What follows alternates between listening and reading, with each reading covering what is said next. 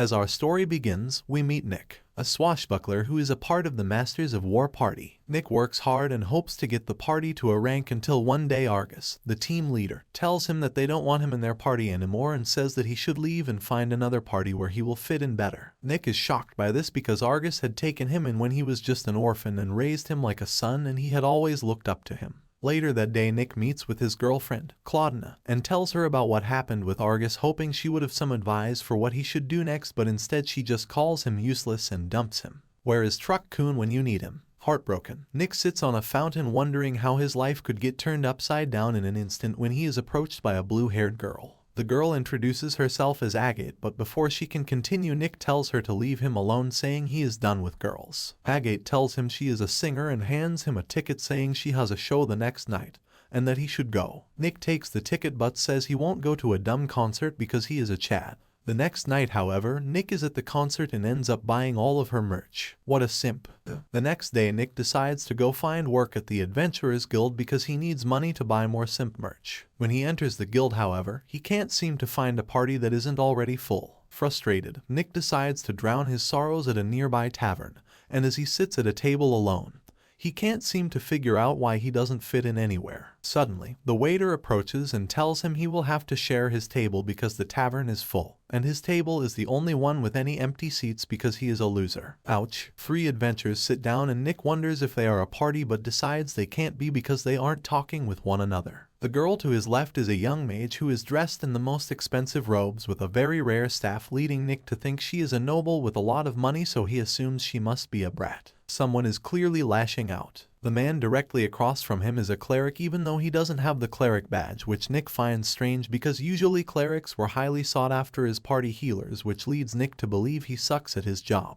Look who's talking. And finally, the girl to his right is a half-dragon who is scarred up, leading Nick to think she has seen a lot of combat. But he also notices that she looks like a sad puppy who has had its nose hit too many times with a newspaper. Pretty judgy for a simp with no party and no girlfriend. Nick's thoughts are interrupted when a drunk man approaches their table looking to hit on the noble mage, but the man gets scared off instantly when the mage glares at him. Their drinks arrive and they all drink in silence. When they are done, they all slam their mugs down at the same time and yell that they will never trust anyone ever again, which surprises them. Realizing they may have more in common than they thought, the group begins to share stories of how they ended up in the bar. The mage starts and introduces herself as Tiana, a mage from a noble family and a top student in the most prestigious magic academy. One day, however, when she was done class and went to go meet her fiancé for lunch, she found him with another woman. What a Chad. When she confronts him about it, he simply says that he is done with her because she always makes him look bad with how good she is at magic, and he wants to get out from her shadow, so he decided to find a girl who is a loser to make himself look better. Correction, he is a Giga Chad. Devastated with the news, Tiana goes to her father and tells him she is going to drop out of the Magic Academy and leave the city. She arrives in Labyrinth City and rents a small apartment, but soon realizes she can't find a job because she didn't finish school. So she decides to make some bets on dragon racing and ends up winning. Feeling lucky, she bets again, this time doubling her bet like a dummy, and loses everything. Stay in school, kids. Realizing she won't be able to pay rent now, she decides to try her luck at the Adventurers Guild. But she can't find a party because of her resting bitch face, so she ends up at the tavern with the other 3 adventurers. Next, the cleric introduces himself as Zem, a once celebrated healer in a small town where he created medicine and saved people when no one else could. He explains that there was a girl who he had known since she was a child that had become an apprentice of sorts who would help him by collecting herbs and roots for his medicine, and in return, he would pay her well and teach her what he knew. Until one night she asked him to go on a date with her, and not looking to catch a case, he rejected her, saying she was too young for him. Hearing this, the girl leaves heartbroken. The next day, while performing his duties, Zem gets approached by a group of clerics and the girl from the night before, who falsely accuses him of harassment. Zem is taken to jail where he is locked up for 3 months before being exiled from the village and stripped of his cleric badge. Zem wanders aimlessly until he reaches a rundown tavern where a beautiful barkeep offers him a drink. While drinking, he notices she has back pain and offers to heal her for being so nice to him. She accepts and Zem goes to work like the smooth operator he is. The next morning, the barkeep thanks him for fixing her back and suggests that he go to Labyrinth City and join an adventurer party because his skills would be useful. She also gives him a bag with clothes, a magic book, and a weapon from back when she used to be an adventurer. Zem leaves the tavern thanking the woman for her kindness and makes his way to the city where he ends up at the tavern with the other rejects. 3 adventurers. Finally, the dragon girl introduces herself as Curran and simply says that something was stolen from her, not wanting to reveal anything else. Not wanting to push her for more details, the group just decides to drink their sorrows away. The next morning, the group wakes up in Tiana's apartment and she tells them to get out so she can get ready. Everyone leaves the apartment and are about to go their separate ways when Nick suddenly asks everyone to join a party with him, stating that they don't have enough money to get by on their own and none of the other parties want them, so they should create a party and go adventuring together. Even though they have all been betrayed, they all agree to the idea and go to the Adventurers Guild to get registered. At the guild, the old receptionist, Vilma, looks at them and notes that their party is unique because Nick is the swashbuckler of a well-known party and Curran is the only person in history who is able to come back from the C-rank dungeon alone. The other 2 must be useless. She then asks them what their party's name will be and Nick replies that they will be known as the Survivors. That night, the group gathers in Tiana's apartment and Nick suggests that since they all have been betrayed, they should set some ground rules. The first rule is that no one should interfere with another's life and that they should all mind their own business. The second rule is that they should all equally manage the money they earn to ensure no one gets more than the others. The final rule is that they will survive every day no matter what. The next morning, the group begins their adventure, starting with a G-rank dungeon, which are easy to explore but important because they need to find and kill the dungeon boss in order to increase their party's rank. This level of dungeon also allows Nick to teach Zem and Tiana how to fight since they had never been in combat before. Nick starts by showing them how to kill slimes, removing their core and commenting that it's important they save all the cores so they can sell them later. The group continues through the dungeon and Tiana comments that killing slimes is too easy as she has enough magic power to kill goblins and orcs. Just then she slips on a dead slime and has another slime land on her face, causing the group to laugh,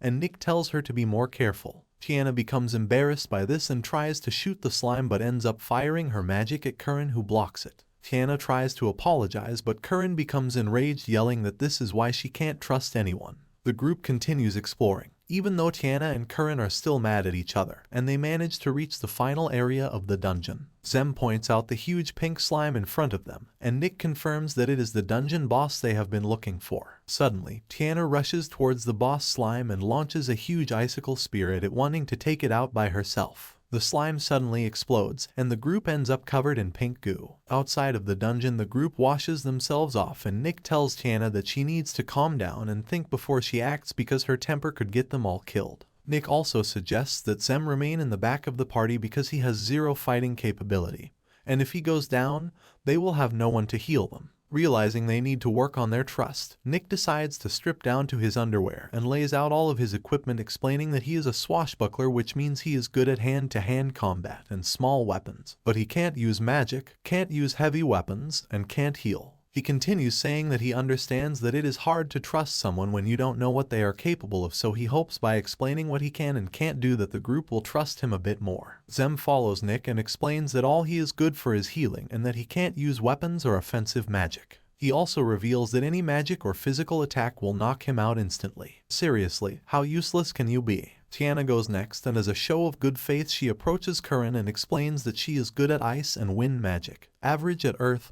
and lightning magic, and very weak to fire magic. Tiana then sits back down and Curran, noticing that Tiana was cold, throws a fireball at her feet to help warm her up. Later, the group makes their way to the goblin forest where they are confronted by a bunch of goblins, shocker. And Nick explains that goblins are not very strong and usually attack in groups, but they can also lay traps to try and kill adventurers. The goblins attack and one of them tries to hit Zem, who manages to block the attack before Nick kills the goblin with a quick slash. Nick then goes off and kills a bunch of goblins while Zem is almost hit again, but this time he is saved by Tiana. They easily manage to defeat the first wave, and Nick asks Tiana to find where the other goblins are hiding because she has the ability to detect magic. She tells him that there are 10 more goblins in front of them and that she felt the presence of a goblin, which seems different because it has 5 times more magic than the others. Nick tells them that it must be a hobgoblin and that they can be extremely powerful. Zem wonders if they should retreat, but Nick replies that they can't because the goblins will start attacking the nearby villages. Nick comes up with a plan where he and Curran will attack the hobgoblin while Zem buffs them, and Tiana provides cover fire with her magic. The group agrees to the plan and Nick and Curran charge towards Hobgoblin while Tiana takes out the goblins with her icicle spears. The Hobgoblin summons more goblins which were hidden,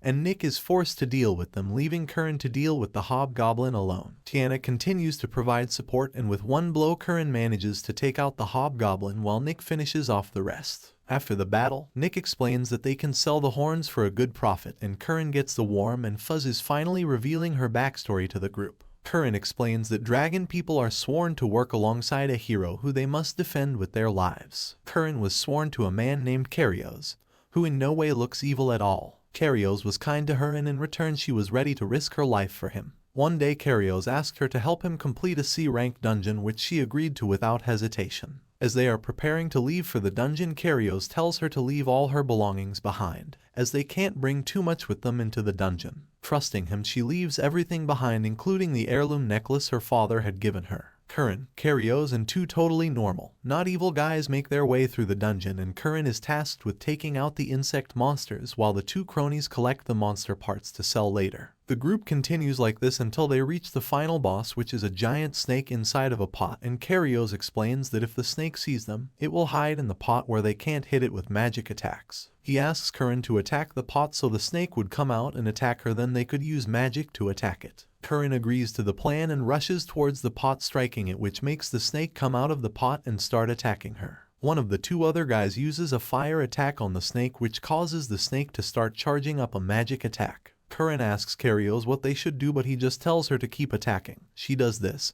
and the snake captures her in its toxic breath. Barely conscious, Curran sees Karios approach the now exhausted snake and kill it easily. Karios then turns to her and explains that they just used her to draw out the snake's magic attack to tire it out so they could kill it and get the reward. The three men begin to laugh as they walk away, leaving her to die. Curran somehow manages to escape the dungeon and crawls back to the tavern where they were staying, only to find that all her belongings and family heirloom were gone. She leaves the tavern heartbroken and starts wandering around the city looking for any sign of Karios, but she isn't able to find him. One day she ends up finding a solo adventurer and starts following him around, trying to fill the void created by Karios. However, she soon ran out of money and ended up in the tavern with the other three adventurers. The next day, Nick spends time with Curran in the market eating snacks and talking to her about life, which makes her trust him even more. That evening they go back to the tavern and the assistant receptionist calls them upstairs to meet with Vilma. She tells them that she has a job for them and explains that there is a labyrinth that was created by a lost civilization,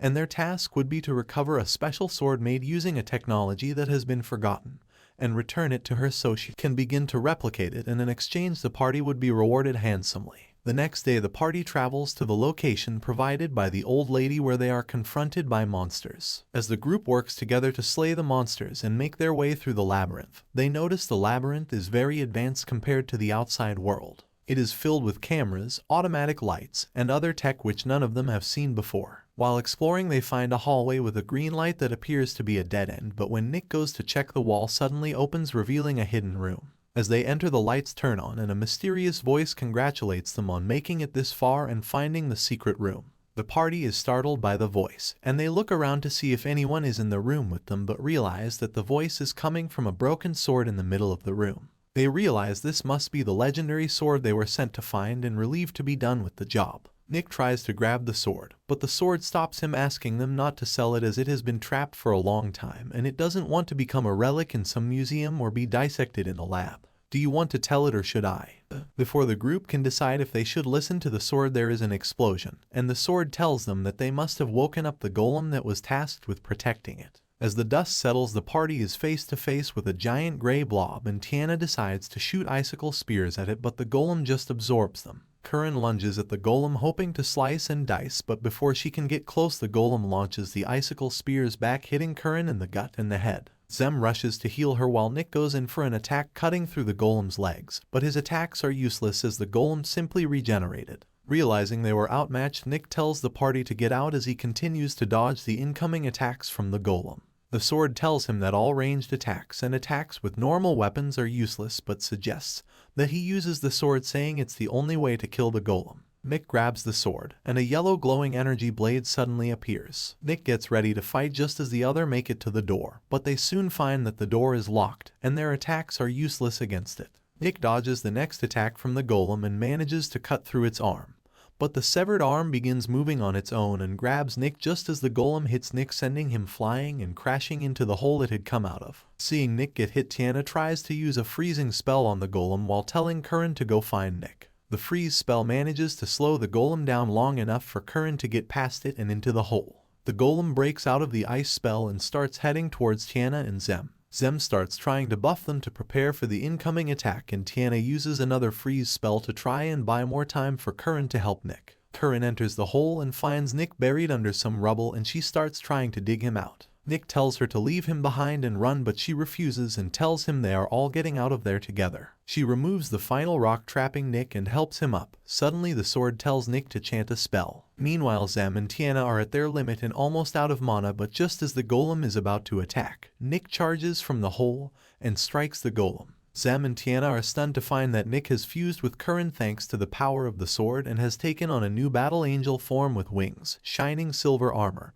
and a large shield. The golem isn't dead, however. With its core still intact, it manages to regenerate itself, but before it can move, Nick strikes again, this time slaying the golem along with its core. When the battle is over, Nick falls to the ground and he and Curran separate back to their original forms, exhausted from the fusion. The group makes their way out of the labyrinth and back to the tavern where they meet with Vilma. They end up giving her a replica of the sword, deciding not to reveal the truth about the real sword, who had changed forms into a white-haired boy named Kazuna. After collecting their reward, the party goes back to Tiana's apartment so they can divide the money before going off to spend it on gear and supplies. A while later, the group meets up at the tavern and Nick reveals that they are still very broke even after all their hard work, which frustrates the group. Nick tries to cheer them up with a speech and the group rallies together, excited to complete the next dungeon. The party makes their way to the dungeon where they encounter a large frozen lake, with some monsters frozen in it and a giant ogre. The group tries to sneak up to the monster for a surprise attack, but Curran gets too close, making Kazuna want to get closer than her. Kazuna rushes towards the ogre, but his attempt is useless because he starts yelling, which wakes the ogre. Idiot. Kazuna draws his sword, but it is too late as the ogre swats at him with his ice club. Luckily, Kazuna is able to block the incoming attack, which shocks the rest of the group because blocking an attack that strong should be impossible with the tiny sword he has. The ogre is also stunned, and it takes a step back before launching an icy blast at Kazuna. However, Kazuna just bats the attack away like a baseball player hitting a home run. Kazuna then rushes at the ogre hoping to land a hit, but the ogre just blocks him again.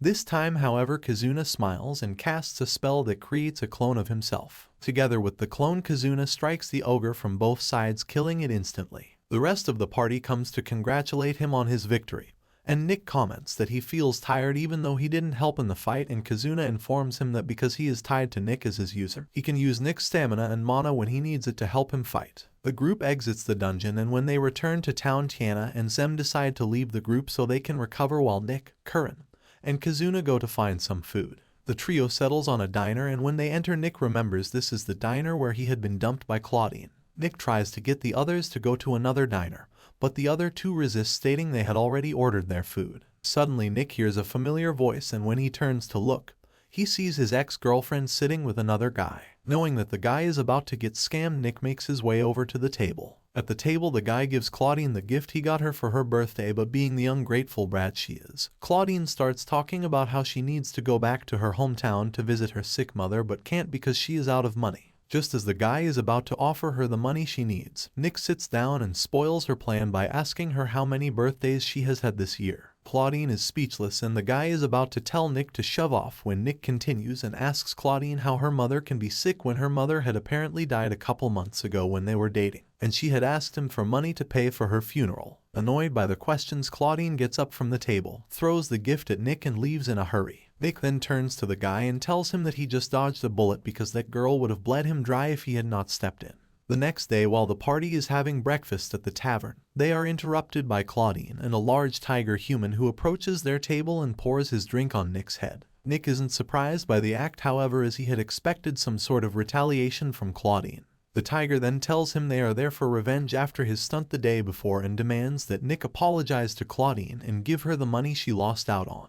Nick smiles at the tiger and says that he doesn't associate with manipulators anymore, which enrages the tiger, and he demands that Nick step outside so they can settle this argument. Nick agrees and goes to follow the tiger but tells his party to stay behind as it wouldn't take him long to take the trash out. Once outside, they go to a dark alley where Nick gets ready to fight, but instead the tiger introduces himself as Leon and begins to apologize, telling him that he is done with Claudine and her BS and was thinking of getting rid of her as he has run out of uses for her. It turns out that Leon is working with a gang that rips people off, and he suggests that Nick should join them because he thinks Nick is ripping off the party he is with because he is so strong while his party is weak. Nick gets angry at this and Falcon punches Leon. Leon gets up and draws his machete, taking a swing at Nick, who dodges it before putting Leon into an armbar. Suddenly Nick is struck from behind by a magic attack, and it turns out Leon had backup waiting in the shadows. Before the mage can attack again, Curran appears and grabs the mage with her tail. Before the battle can continue, however, Vilma appears and demands that Leon's party leave. Leon won't give up that easily and decides to formally challenge Nick's party to a duel. Back inside the guild, the secretary reveals that the duel will be a mathematic duel where Nick and Leon will fight one-on-one while another member competes in a math contest where the winning team will get one free hit on the opponent for every round they win.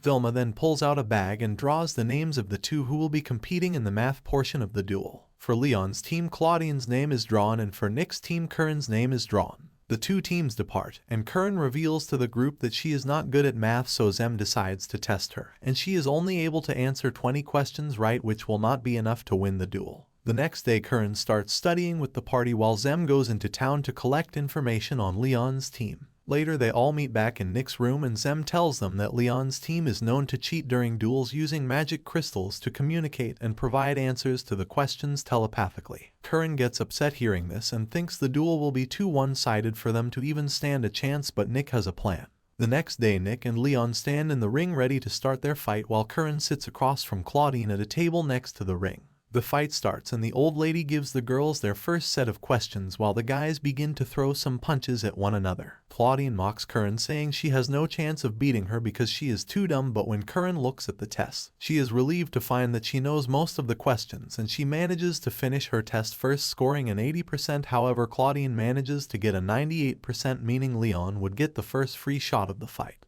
Leon strikes and knocks the wind out of Nick with a punch to the stomach, which sends Curran into a spiral because she doesn't want to be the cause of Nick's pain. The next round starts and the girls receive the next sheet of questions. In the ring, Nick tries to put pressure on Leon by charging at him, but Leon simply backs up and dodges the incoming attacks until the round ends and Claudine is once again declared the winner, meaning Leon would get another free shot. This time, Nick takes a falcon punch to the face and Curran starts apologizing to Nick for her repeated failures. Nick tells her not to worry because he believes in her and knows she will win the next round, which encourages Curran to keep going. Meanwhile, in the crowd, Tiana uses her magic detect spell to scan the crowd, trying to find Leon's team member who is helping Claudine, but she can't seem to detect any magic crystal users. This makes Tiana realize that Leon's team must think they can beat their party without having to cheat, which would ruin the plan Nick had come up with. Tiana decides to make a scene telling everyone she is bored with the fight because it is taking too long and suggests that they give the remaining questions all at once and then the winner could give all the free shots in one go. The crowd starts cheering at this idea, which leads Vilma to agree to the new terms, and she hands all of the remaining questions to the girls. Realizing that this is part of the plan, Curran starts filling out the sheets at a fast pace, which makes Claudine think that she must have been holding back the entire fight. Claudine begins to doubt herself, even though she knew how to solve all the problems,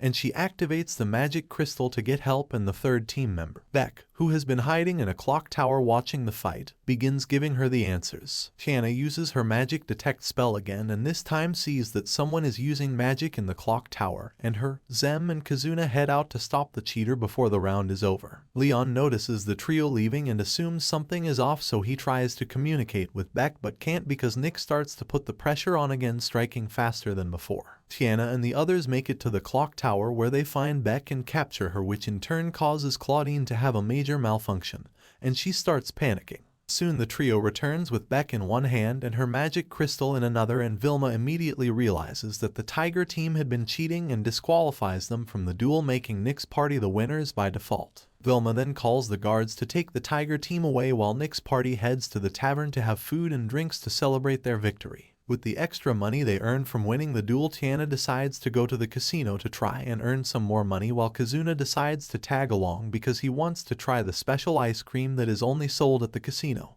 and Nick is forced to go with the two because he wants to make sure that they don't get into trouble. Literally the definition of foreshadowing. When they get to the casino, Kazuna heads straight for the ice cream line, which is massive, and Tiana finds a table to gamble at. It doesn't take long before she starts winning large amounts of money, and Kazuna rejoins the group after finding out that the flavor of ice cream he wanted was out of stock and now he wants to leave, but Nick reminds him of the first rule of the party, that they are not allowed to interfere in each other's business, so they would have to wait until Tiana was done gambling. Suddenly there is a large explosion and all the guests in the casino start panicking and running around like headless chickens. As the dust settles, a giant tiger appears and begins destroying everything in its path until it finds Tiana, who is hiding behind the casino security. The tiger attacks the guards, slapping them into the shadow realm before asking Tiana where Nick is, and Tiana realizes that this giant tiger is actually Leon, who they had just got arrested for cheating in their duel. In a flashback, we see that after being arrested, Leon becomes consumed by his hatred for Nick and ends up partnering with the Sword of Destruction to escape prison, after which he followed Nick's scent to the casino. Tiana refuses to give Leon Nick's location and instead takes out her pipe and lights it, which throws Leon off, and before he can think, Tiana uses her lighter to shock Leon, allowing Tiana and the blue-haired girl who was trapped with her to escape. The tiger quickly recovers from the attack and throws a gambling table at them, causing them to jump out of the way and blocking their exit. Tiana gets up and tells the blue-haired girl to run just as the tiger is about to attack her with the Sword of Destruction. But Nick arrives just in time to block him with Kazuna, who had transformed back into his sword form. Leon begins cursing at him and begins to draw even more power from the Sword of Destruction, causing him to become a more ferocious tiger. Leon attacks Nick, but he is able to dodge the attack and backs off to where Tiana is, and she suggests that they try and fuse together like he had with Curran back in the labyrinth.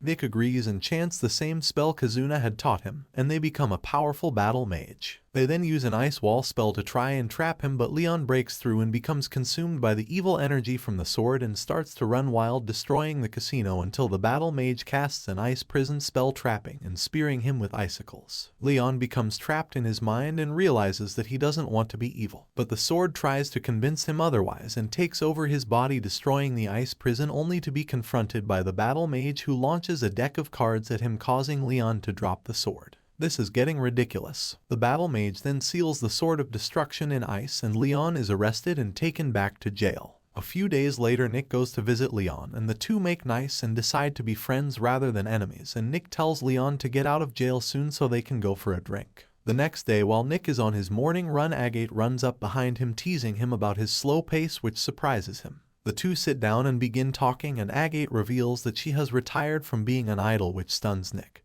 But he tells her that he will still be her loyal simp no matter what she chooses to do next. Back in the tavern, Kazuna is excited when he reads about a phantom in the area named the Stepping Man, who has been kidnapping children in the night, and Nick tells him that he shouldn't believe everything he reads. Just then a girl named Olivia appears and admits that she is the one who wrote the Stepping Man article, and tells Kazuna that she is happy that he enjoyed her article, and tells Nick that the Stepping Man is very real, and that he is becoming a real problem in the town. That night, while Zem is walking home from the bar, he sees a little girl being abducted, and when he goes to help her, he gets attacked. In another part of town, Nick is walking with Kazuna after going to the last Agate concert, when Kazuna suddenly stops and tells Nick that he can sense that Zem is in trouble, so the two rush off to help him. When they arrive, Nick is stunned to see Zem being overpowered by an invisible person, and he realizes that this must be the Stepping Man. Kazuna tries to help by using his duplication and detection magic to try and catch the Stepping Man, but he ends up getting away.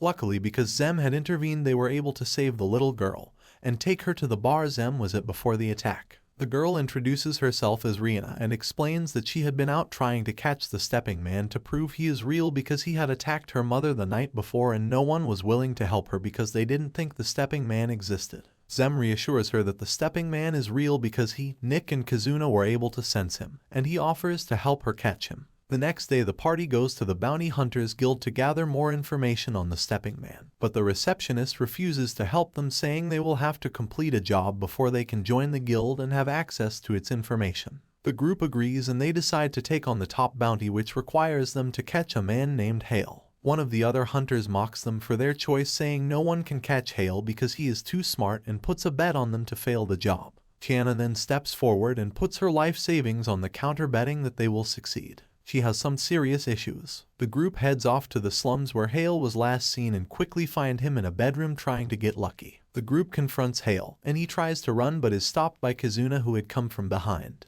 They tie him up and begin to leave the slums when they are stopped by a doctor named Nalgarva, who asks where they are taking his patient, and Hale begs him to save him. Nick explains that Hale is their target for a bounty job, and Nalgarva accepts this but tells them that they have to keep an eye on him because he has the yellow demon fever and could die if not properly treated. Nick thanks him for the information, and the group heads back to the guild where they collect the bounty and the bet money. Tiana decides they should celebrate, so she spends her winnings on drinks for the whole guild.